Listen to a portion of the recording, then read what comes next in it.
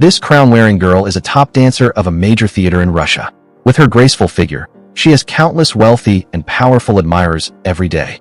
But this girl named Dominika only focuses on dancing. Because her mother's leg is ill, Dominika is forced to maintain her peak career status to get free physical therapy and housing provided by the theater. However, life is not always smooth sailing. While Dominika was dancing on stage as usual, her nightmare struck. Her leg was accidentally stepped on and broken by her dance partner. When Dominika woke up, she was in a hospital bed. Her leg was held together by metal pins, indicating she had just undergone surgery. Dominika understood that her dancing career was over. 3 months later, Dominika was discharged from the hospital, and she could walk on her own. When she returned home, she found a man in the house, her Uncle Ivan, who came to visit them. Uncle Ivan was the deputy director of the intelligence agency, and due to his busy work, he rarely visited them. When Dominika made tea for Ivan, he offered to help her with work and left a document behind. After Ivan left, Dominika returned to her room to look at the document. She found a tape recorder and a stack of photos. The tape recorder contained a conversation between her male dance partner and another female dancer. It turned out that another female dancer coveted Dominika's position and had seduced her dance partner to plan the leg breaking to steal her position. Dominika, in anger, ran to the theater and found the couple in the bathroom. She then attacked them with a stick. Dominika then panicked and ran out of the theater, calling an ambulance as she feared causing fatalities. After that, she returned home and found her mother in pain on the floor.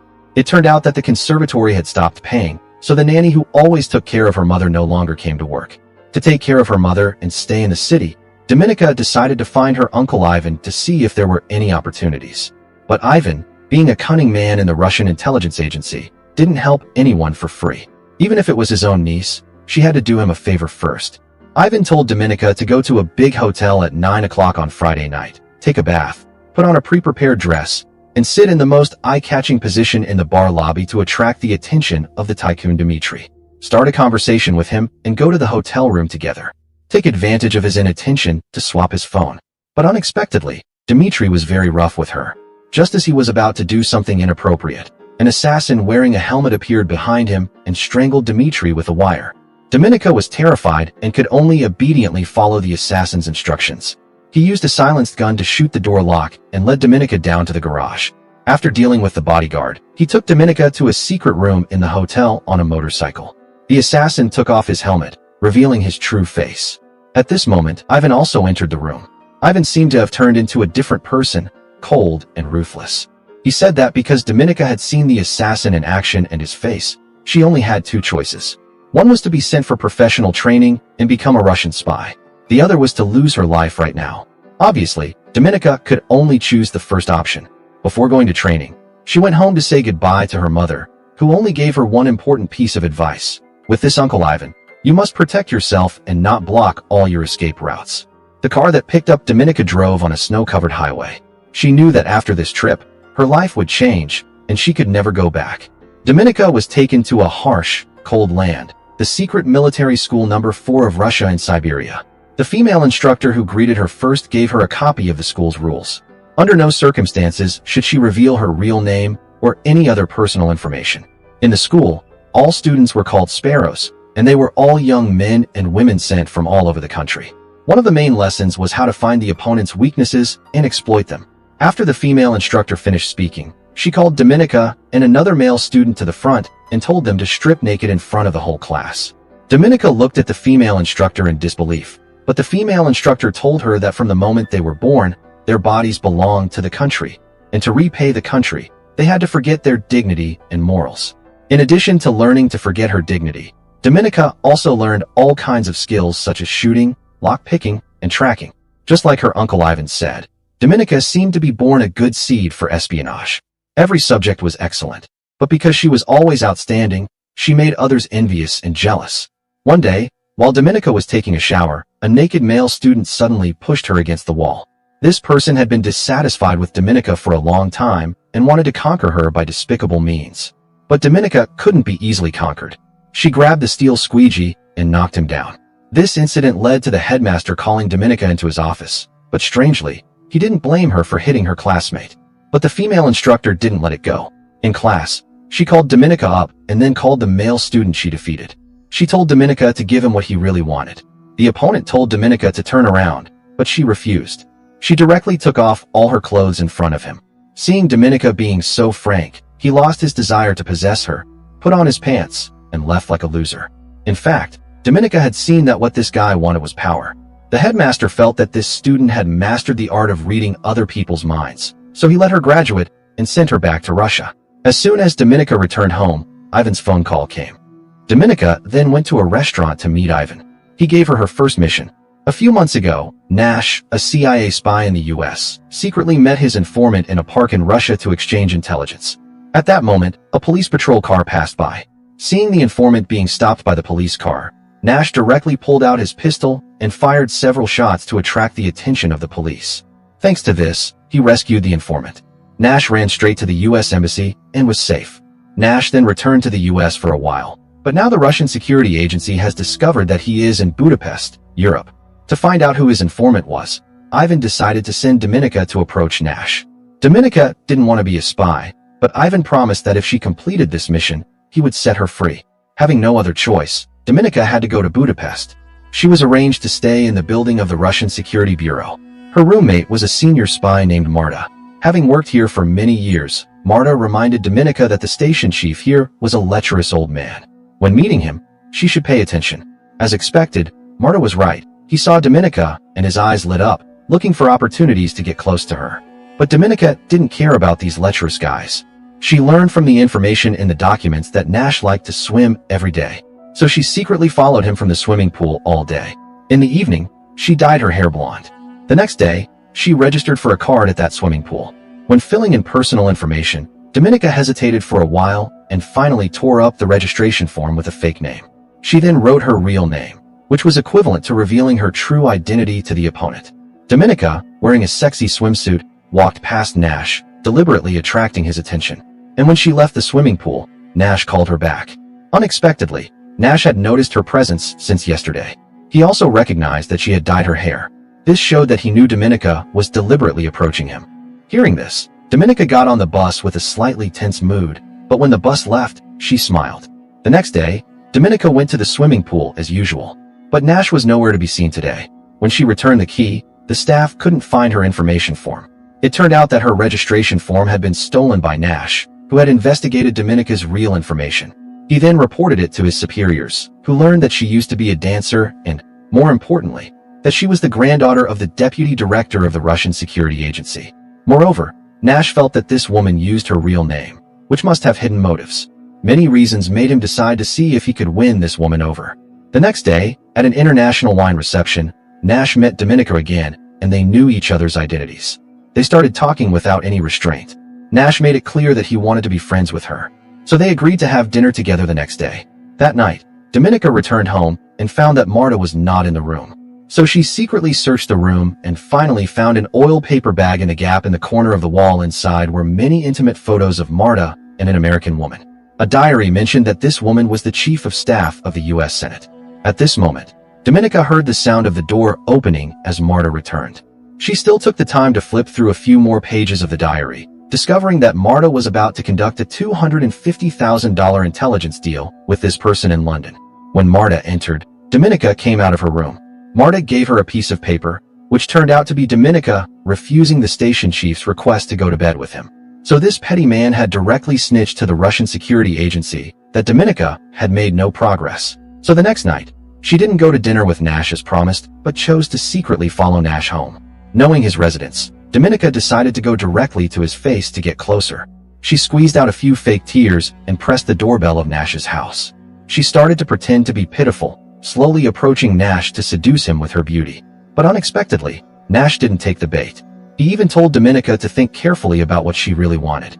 For the first time, she tasted the feeling of failure when she couldn't grasp the psychology of others, and she could only ask Nash to meet again the next day. But the next day, Dominika waited at the swimming pool for a long time, but Nash didn't show up. Having no other choice, she had to go to Nash's house again. She used her superb lock-picking skills to open Nash's room. She searched the house, but found nothing useful. Just as she was about to leave, she accidentally saw 2 glasses of wine from the night before still on the table, and she took the glass with Nash's fingerprints. Returning, she was surprised to see Ivan had arrived. This was the result of the station chief's snitching.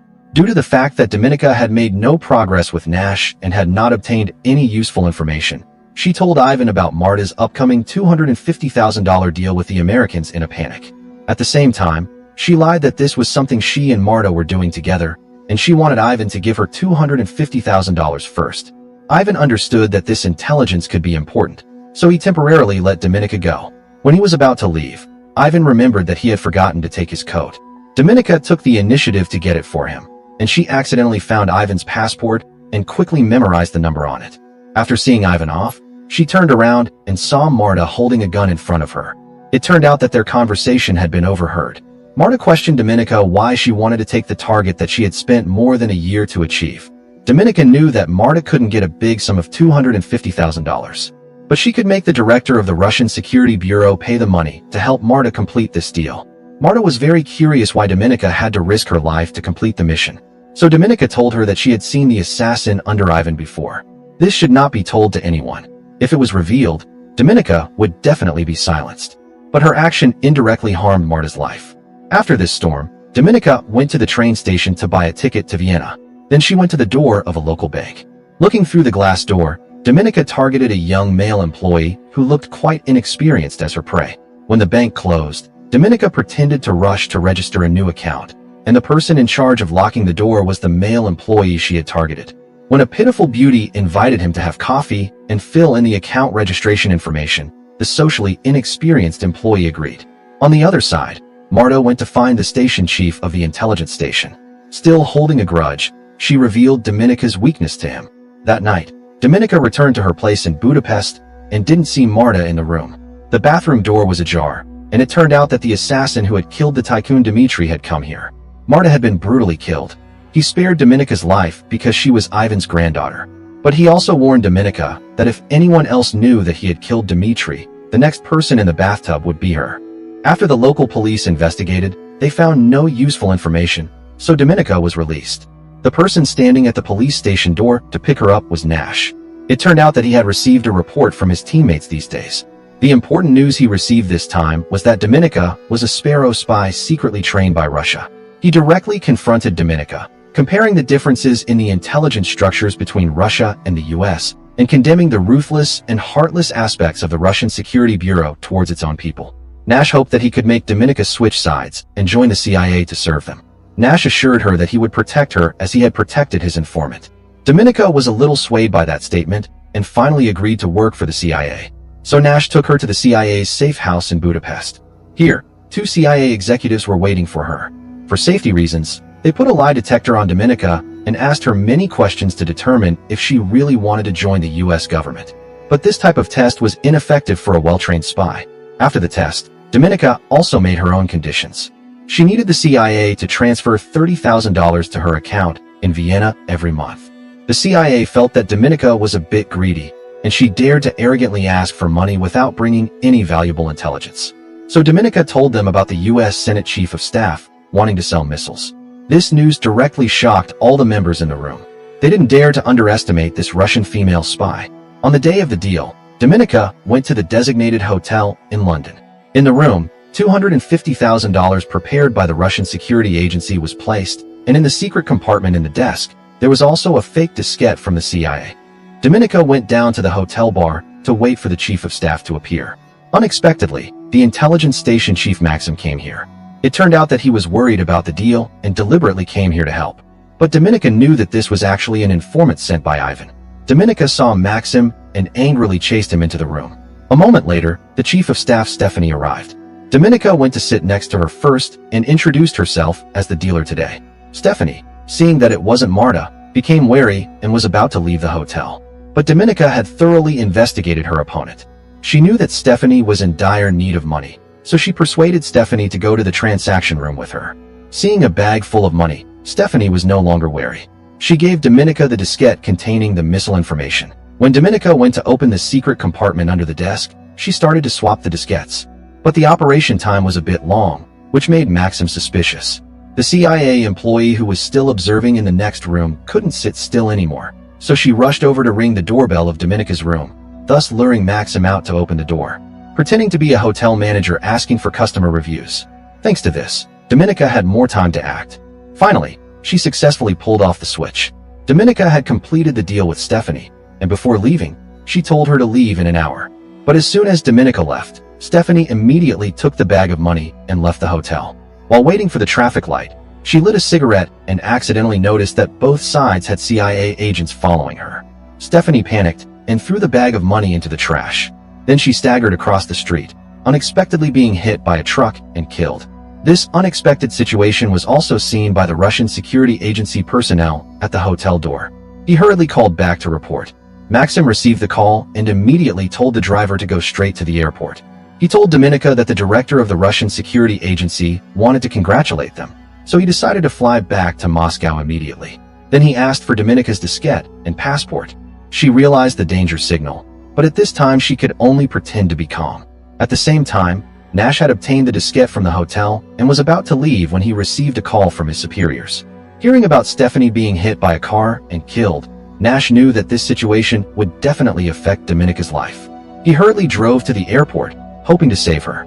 He caught up with Dominika, who was queuing to enter the waiting area. Dominika turned around and saw Nash, but she shook her head at him, signaling him not to act rashly. Nash could only be completely powerless because he knew that Dominika's trip was likely to be dangerous. Returning to the Russian security headquarters, an interrogator asked Dominika if she had leaked information to the Americans. Dominika, of course, would never admit it even if she was beaten to death. Seeing her stubbornness, Ivan called to directly order to use torture on his granddaughter. Dominika was stripped naked and locked in a cell. Cold water continuously poured over her. Then she was taken to the interrogation room again. The question remained the same, but Dominika still didn't admit it. This time, she had to endure extremely painful beatings. Then they showed Dominika a video, and Maxim, who came back with her, had been executed. The interrogator pulled out a gun behind her and asked the question one last time. But Dominika still didn't admit it. The trigger was pulled, but the gun had no bullets.